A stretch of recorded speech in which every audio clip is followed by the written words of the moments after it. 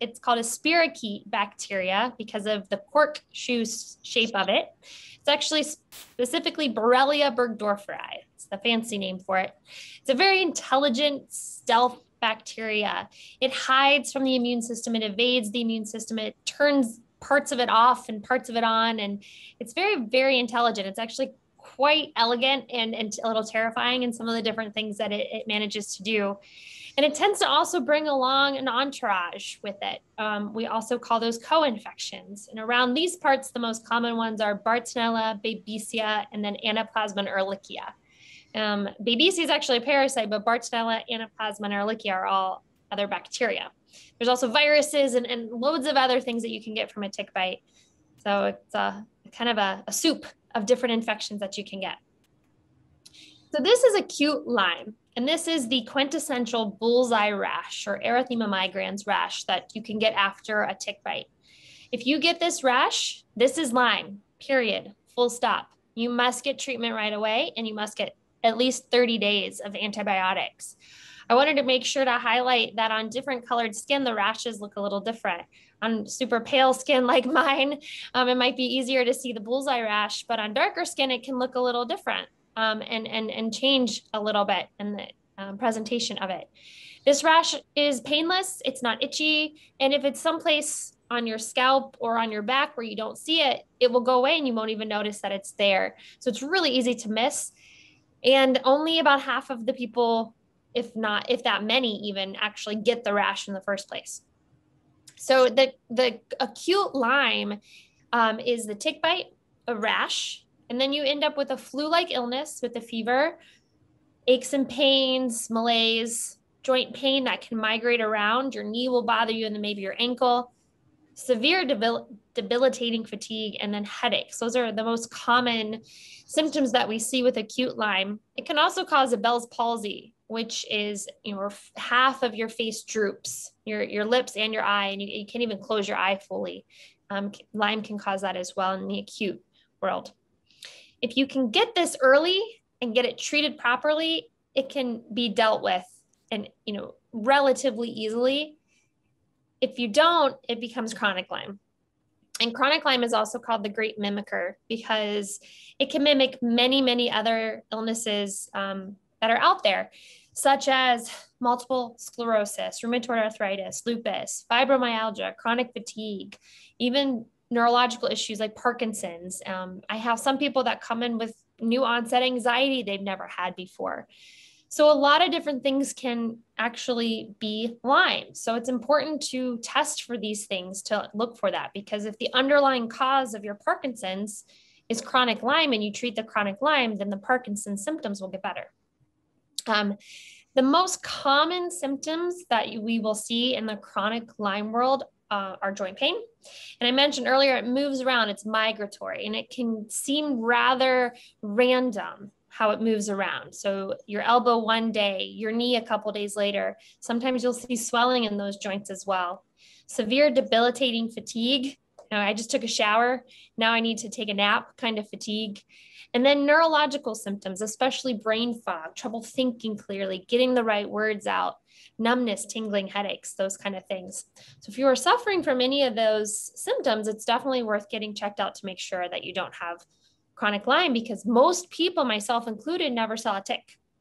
Never see a tick, never see a rash, don't remember having a flu in the spring or summer. That seemed weird. And then it's 5, 10, 15, 20 years later when you're really starting to diagnose these. Where is Lyme? This is just some data that I pulled for Illinois. The most up-to-date CDC map is from 2018. The IDPH data is pretty interesting, actually. The Illinois Department of Health, they are collecting ticks actively to try to find not only Lyme, but what other infections are on them. And some of the counties that are white just haven't been tested. It doesn't mean there's nothing there. And this one is specific for Borrelia burgdorferi, for Lyme. So, but as you can see, it's around. It's pretty prevalent in our state. What do ticks look like? Well, they're tiny, first of all. So it can be really easy to miss them because the nymphs are about the size of a period in a piece of paper. So pretty hard to miss that sometimes. But these are the most common ticks that we see around here. The first one is the Ixodes scapularis. That's the one that's most likely to cause or carry Lyme disease. You also have the dog tick in the middle, which can cause carry Lyme, but it also tends to have Rocky Mountain spotted fever and tularemia. And then you have the Lone Star tick, and it's not the Lone Star tick because it's from Texas. It's the Lone Star tick because of the white mark on its back. That's the Lone Star. And that one actually carries something called alpha-gal antibodies, where you can get a severe anaphylactic allergy to meat, all animal meat. So there's really interesting stuff that happens on ticks. So prevention is key. Being outdoors is really healthy for us. It's one of the safest places to be right now, just in general, because there's very good ventilation outside. But being around trees and being in nature is very healthy for us as well. So we really need to make sure that we're preventing the tick bites in the first place. So protect your skin, but do it with non-toxic skin protectants. These are two brands that I like. The Repel has lemon eucalyptus essential oils in it, and the Ranger Ready has the picaridin in it. These are non-toxic to your skin. You can find these on Amazon, and they're really easy. Reapply, put these on to your skin. But you can also spray your clothes and treat your clothes and dress properly. So if you're out and about, even if you're gardening and you're gardening in your yard that is near a wooded lot or has deer in it, especially things, or you're in one of the more Lyme endemic counties, you still want to make sure you're treating your gardening clothes too, because they can come in our yards. So if you spray your clothes with permethrin, which you can get at any sporting goods store, it's about $8 or $9 for a bottle. Take your clothes outside that you wear, spray them down, get them damp, let them dry. Do this outside because it can be a little toxic in an enclosed space. And then when you're out and about, you get to be very fashionable and tuck your pants into your socks, because ticks will climb onto your shoes and they will climb upwards looking for flesh. So if your pants are tucked into your socks, they've got a long way to go to look for flesh. And so they're more likely to fall off of you, especially if you have permethrin treated clothes that will kill them. Light colored clothes make it easier to spot them. If you have long hair, pull it back into a ponytail or wear a hat or wear a hat when you're out and about. And when you come back inside, make sure to do a thorough tick check, including in your scalp, in your ears, behind your ears, your armpits, and your groin. They do like to hide in those spots. You can also jump into the shower. Sometimes that makes that a little easier to find things, and throw your clothes either right into the dryer and on high heat, or just right into the washing machine to wash them up. Protect your yard as well. So you can get some things called tick tubes. You can even make your own. There's lots of tutorials online using that same permethrin that you use on your clothing. You're putting cotton balls inside toilet paper rolls and putting them around your yard. Mice will take those cotton balls, take them to their den, and cover themselves in the permethrin. It kills the ticks. It doesn't hurt the mice. But do be careful if you have pets, because it can be a little toxic for your pets. So make sure you're putting them in areas where they can't reach.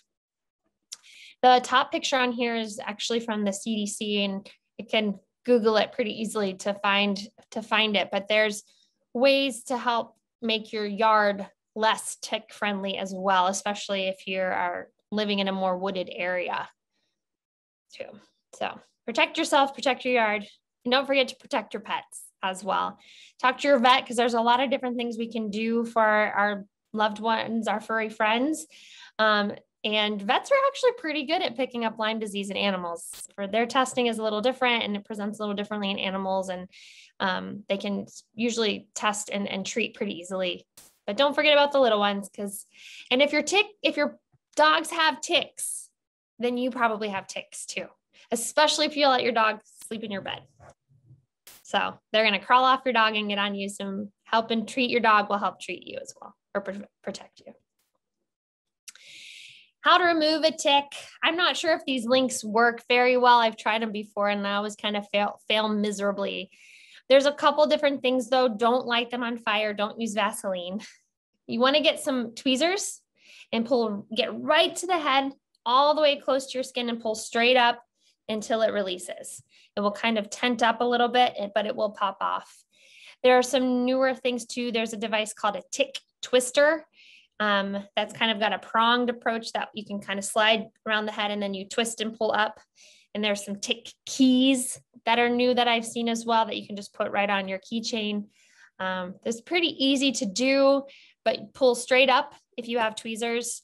This is just a little tidbit from Tick Boot Camp, which is a great website for more information. But after you remove the tick, clean your hands, clean the area with betadine or iodine and alcohol. And then you could put a paste on it of bentonite clay. That will help pull out any of the toxins from the tick bite as well. Then save the tick and send it in. If you see a tick, send it in. If it's attached to you, if it's just crawling on you, you don't necessarily need to send it in. You could maybe send it to Holly, Dr. Tootin at Illinois. She is testing the ticks for the different bacteria, virus, parasites, things in them. This is just for research, so this will not tell you anything else. And I'm not sure if you'll even get the results, but if you send her the ticks, then she can test them.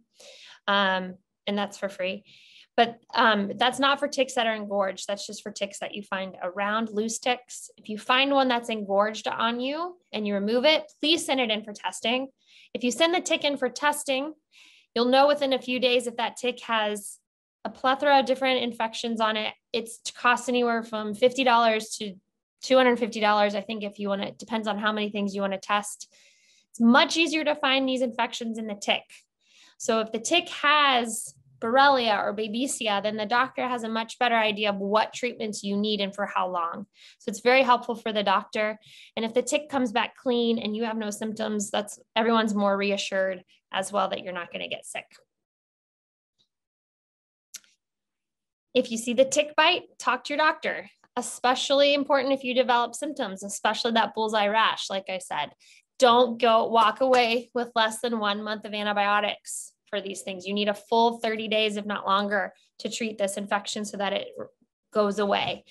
1 dose will not work, 2 weeks will not work. You need at least 30 days. If you were out in the woods and all of a sudden you develop a really swollen knee or Bell's palsy or flu-like illness, after they test you for COVID, because you know they will, ask to test for Lyme disease as well, okay? Yep, okay. And I always think it's really important too to take probiotics when you're on antibiotics, especially long-term antibiotics, because they're going to kill some of the good bacteria in your gut, your microbiome. So make sure you're taking a good probiotic if you're on an antibiotic, but they need to be at least 2 hours apart from each other because they'll fight a little bit. So if you have good bacteria and then you have an antibacterial, they'll fight a little bit. But if you take them a couple hours apart, then that should help protect your gut from any long-term issues due to the antibiotics. Whoop, there we go. This is a great reference as well. This is Dr. Horowitz's work. This is his MSIDS questionnaire. And MSIDS is multiple systemic infectious disease syndrome. This is what he has encompassed Lyme and other tick-borne infections in, because chronic Lyme is a systemic issue. It's not just joint pain, it's widespread. You can find his questionnaire, and this is the website where you can find it. If you score above a 46, that is highly indicative of chronic Lyme. And this is a scientifically validated test. He has published work on this. So it's a great thing to monitor over time as well. We ask all of our patients to do this when they first come in. But this is something you can do at home. So if you're concerned and you think, maybe I have Lyme, you can do this questionnaire. And if you get a really high score on it, you really should see a Lyme literate doctor. There are a bunch of lab tests that the doctors can do as well.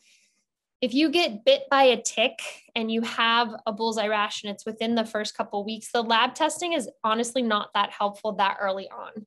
Most of the lab testing that doctors use is based on the CDC's recommendation, which is actually only for surveillance purposes, meaning their recommendations for testing is meant to be able to put a dot on a map, not be able to actually clinically diagnose anybody. It says so on their website, but a lot of doctors forget to read that apparently. But those lab tests that the CDC recommends is called a Western blot. It's actually a 2-step test. They have a screening test, which misses way too many people, misses over half the people. So it's a dreadful screening test if you ask me. And then the Western blot, which is actually an antibody test. So it's an indirect test looking at your antibody reactions to the Lyme infection. It's going to take you at least 6 weeks to develop some of these antibodies. So testing you immediately will be falsely negative. So we cannot test you all that early. You could do a DNA test, a PCR test, but even that can be falsely negative too early on. So it's more important than anything else. It's a clinical diagnosis. If you get bit by a tick, and especially if you have symptoms, you need to get treated right away. Don't wait for the testing. By then it's too late.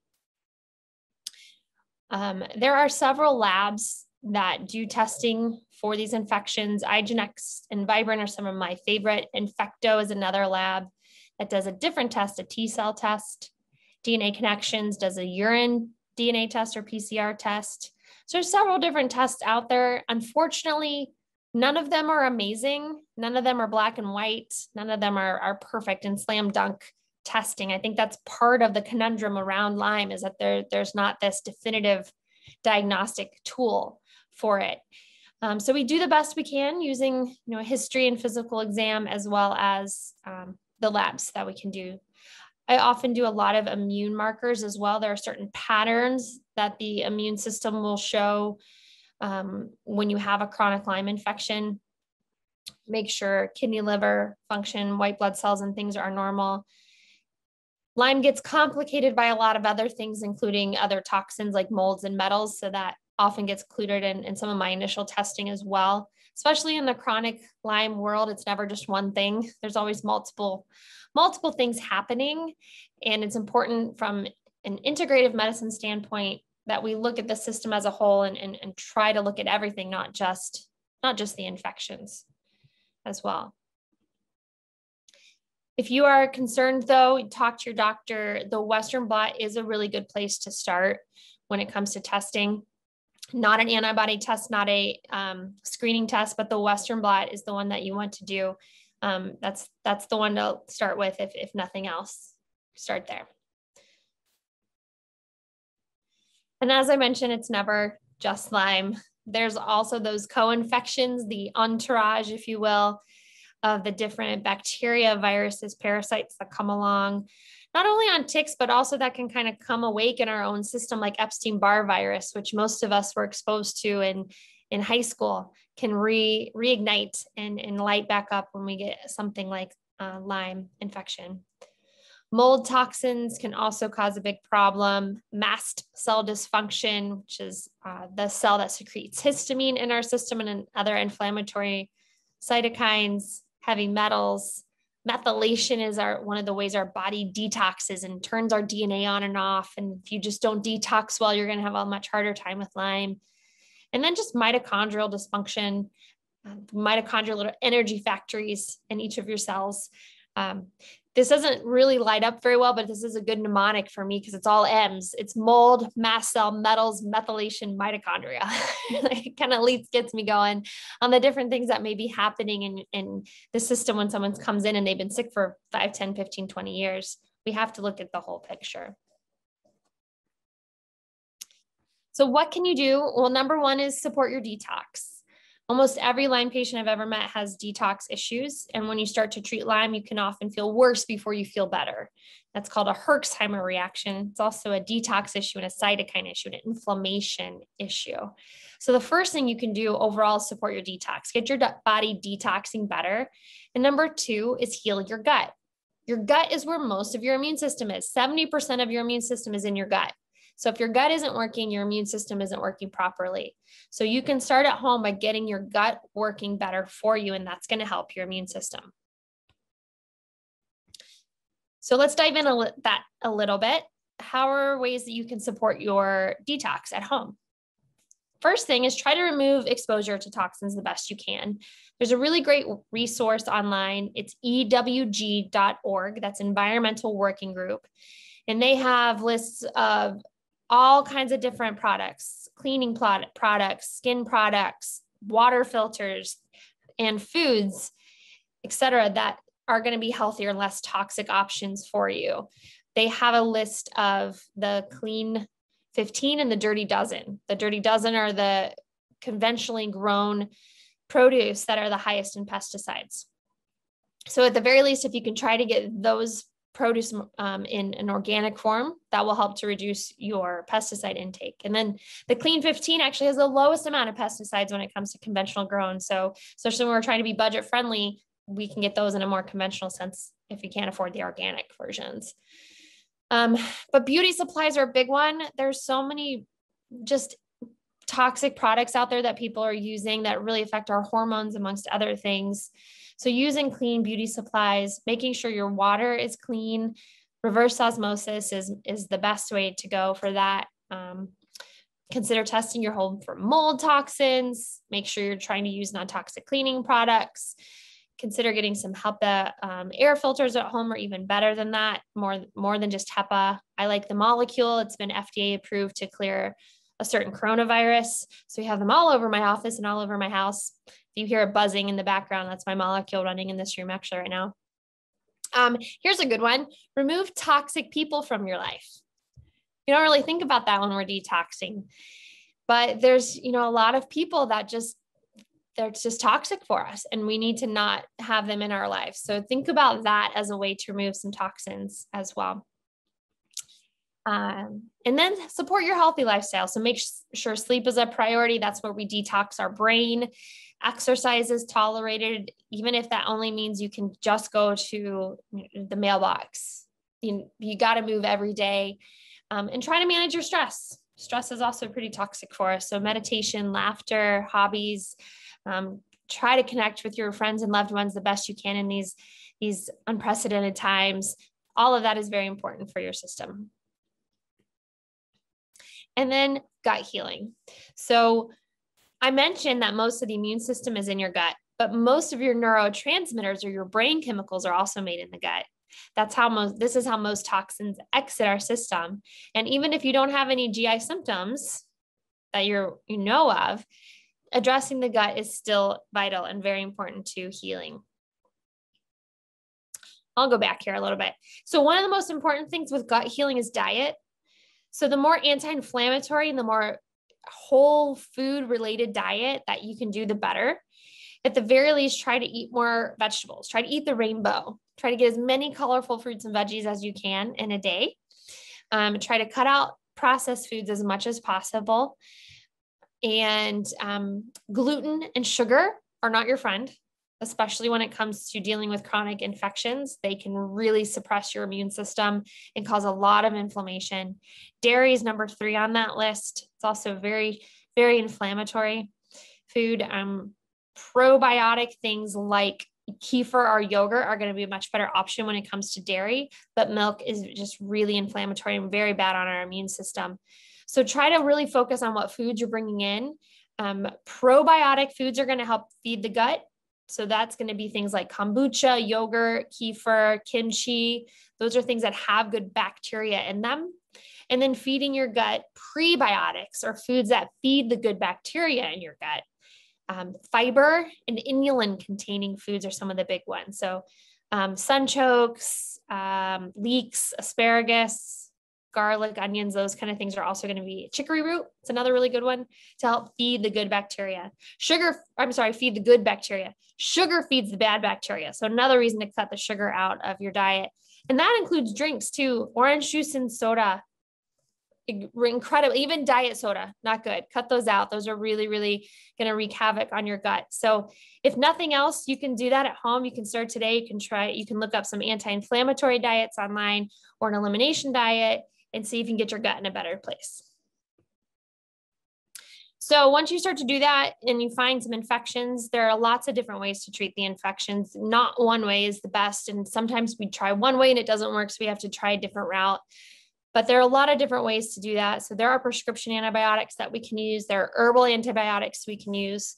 There are different homeopathic treatments. And then there's other oxygen and IV therapies that you can use. We're very fortunate at our clinic to be able to have some of these tools like ozone, silver, and other vitamins and things to help nutritionally help support your system so it can fight infections better for you and kind of feed your immune system the tools it needs to do that. And that can really help people get better faster. So takeaway, Lyme should be viewed as a very complex, systemic disease that affects so many people.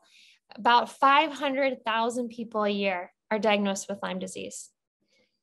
That's a lot.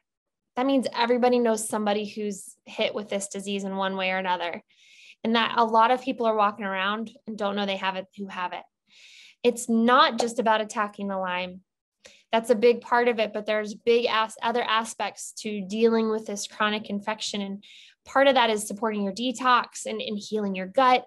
At the end of the day, that comes down to balancing and supporting your immune system so it can repair and rebuild for you. So if you're even in the slightest bit concerned or think that you may have an issue with Lyme, please talk to your doctor. Seek out a Lyme literate doctor. Go to ilads.org. I'm on the board of ILADS. This is an International Lyme and Associated Disease Society. It's a medical society that teaches providers how to test and diagnose and treat Lyme and tick-borne infections. They have a great referral site there. You can go and look for doctors in your area that have been trained.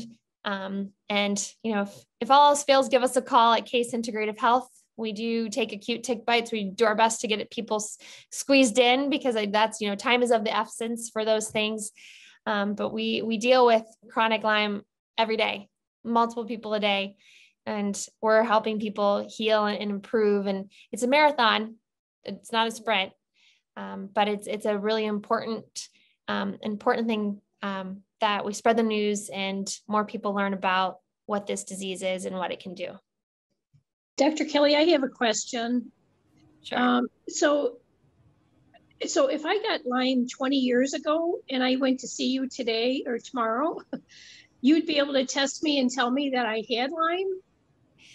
Yes, there are tests that can really show us that you've been exposed to Lyme. I won't be able to say exactly when you got it, and I won't necessarily from that particular test be able to tell if it's an active issue in you right now at this moment. It could be if it wasn't treated properly or if it got reopened and returned back on by stress or life or another infection or something. There are a couple tests that we can do to try to try to decipher that and determine if it's actively causing you an issue right now.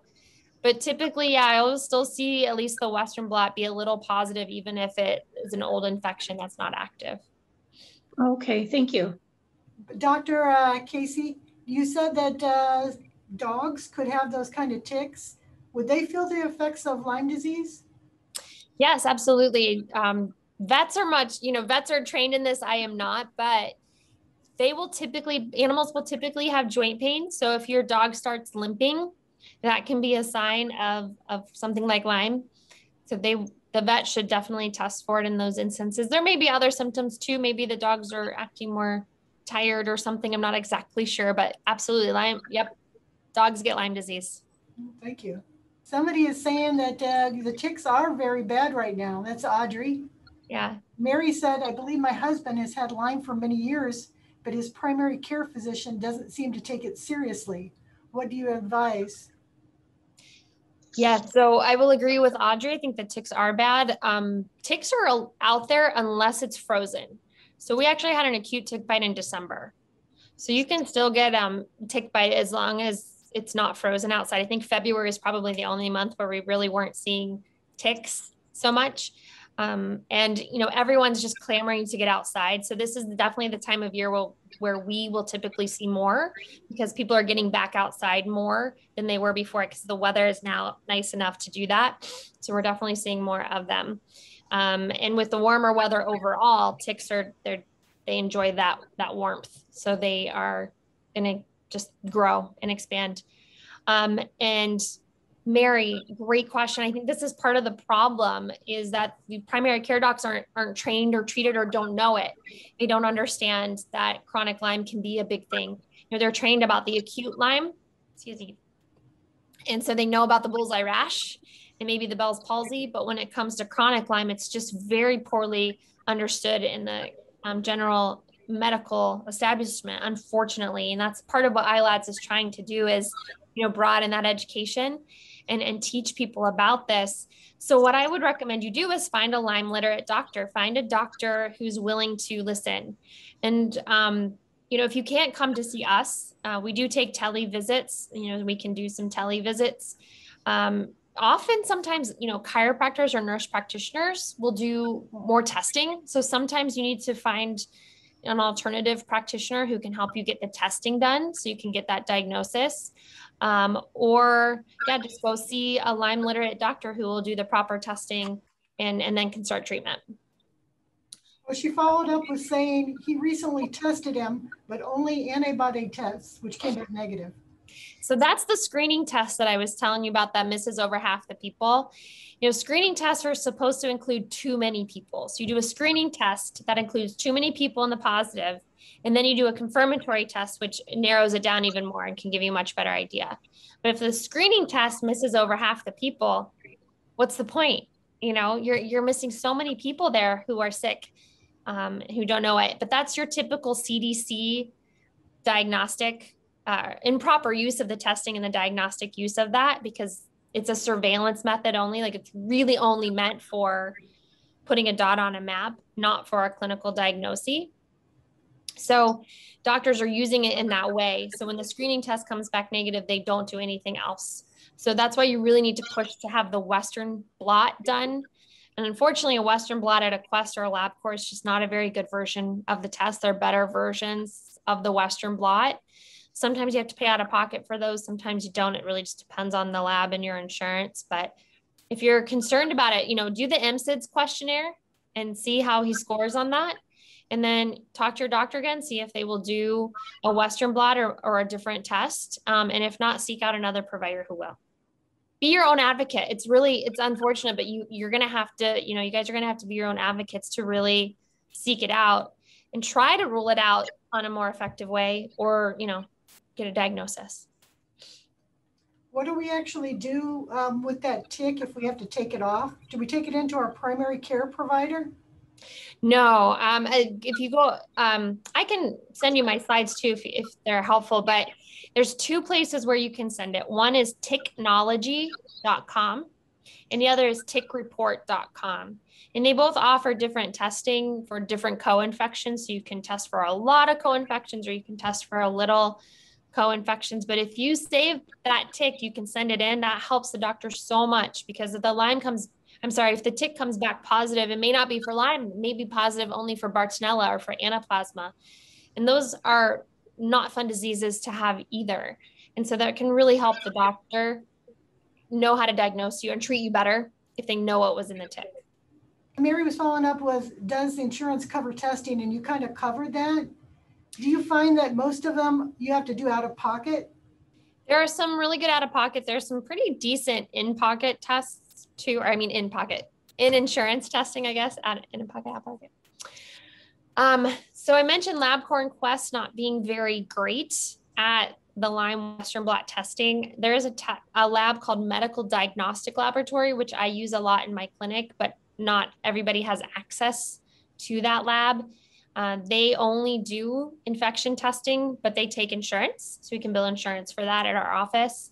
iGenex is another lab that's kind of the quintessential Lyme lab.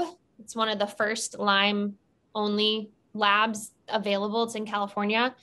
I can bill insurance for that now too through my laboratory, which saves a lot of money. I can't promise insurance will cover any of these, but I can at least bill insurance for them.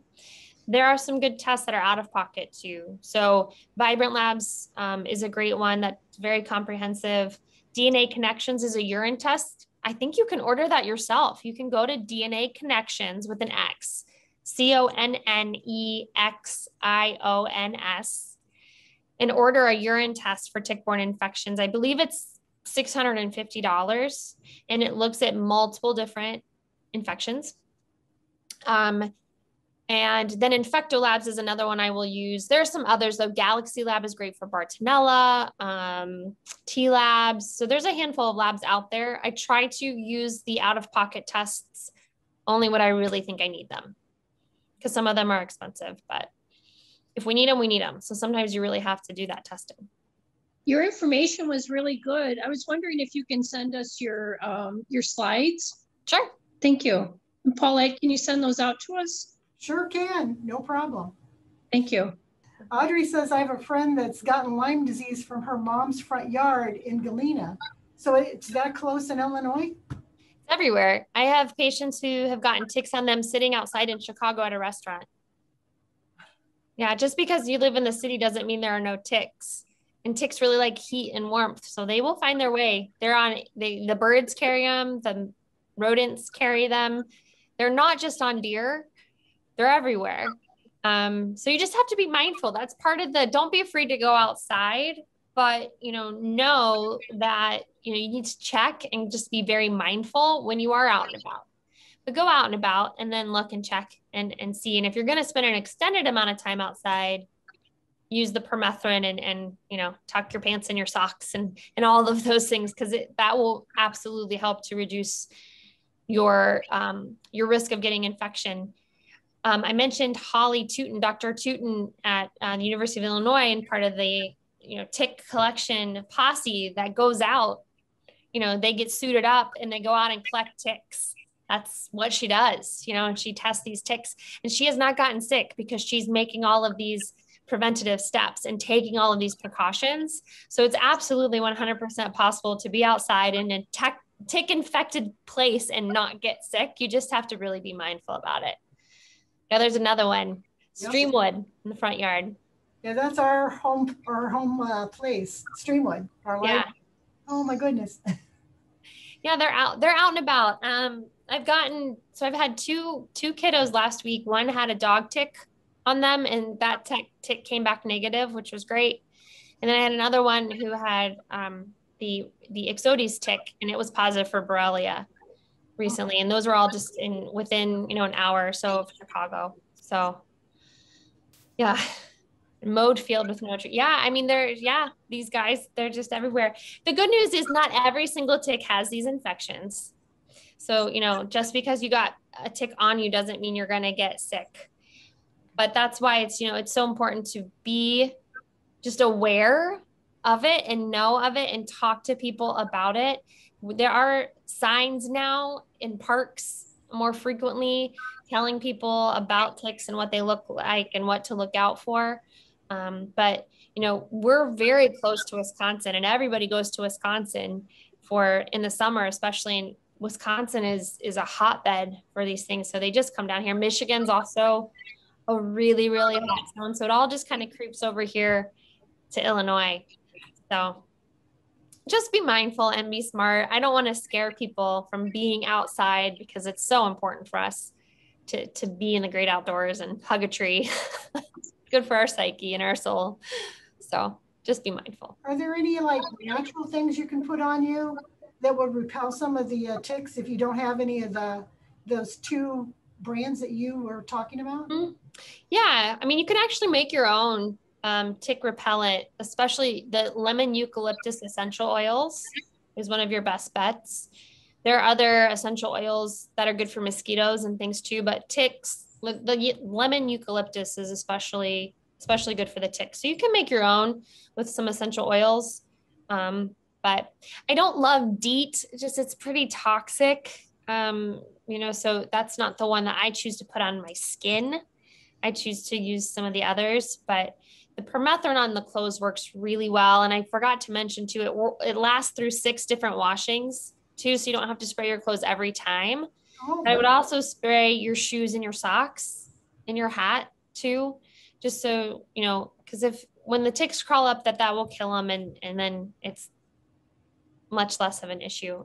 But yeah, it'll last six washings. And you can also, if you're a big camper, you can spray all of your stuff. You can spray your tent, you can spray your sleeping bag, you can just kind of cover everything in that.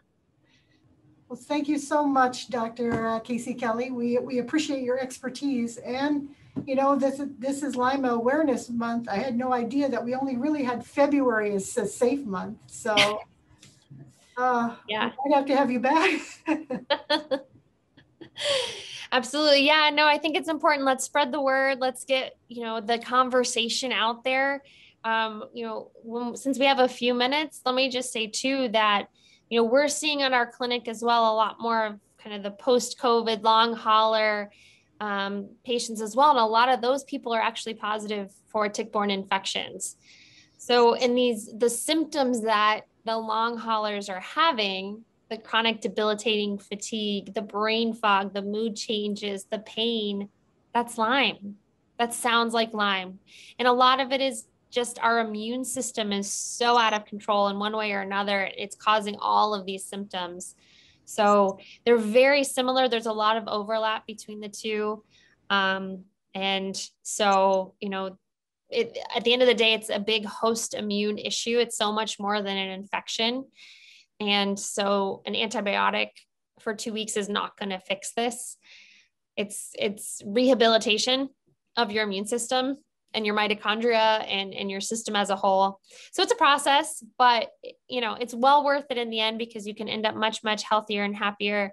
And so I just think it's really interesting that there's so much overlap. And I'm hoping that with so much focus on things like COVID and the long hauler issues, that we're going to have a lot more highlights and spotlights on things like chronic Lyme disease and chronic fatigue syndrome and fibromyalgia, so that we get more answers for these patients, because there's still a dearth of information for these patients. And there's still, they go to 20 different doctors and everybody says there's nothing wrong with them. And they know there's something wrong. They don't feel well. They know there's something wrong with them, but all their labs are normal. So it must be something psychiatric and in their head. And unfortunately, that's the story I hear time and time and time again. And, Lexapro may help a little bit, but it's not going to actually get to the bottom of what's underlying all of this. So I'm hoping that sheds some light, so that there's, Lyme gets some of that spotlight in a way too, so that we can really help our Lyme patients get better faster. Thank you so much. Thank you. I hope you all enjoyed it. So thank you, Dr. Casey. I see some more claps. Thank you again for having me. Have a great evening, everybody. Thank you.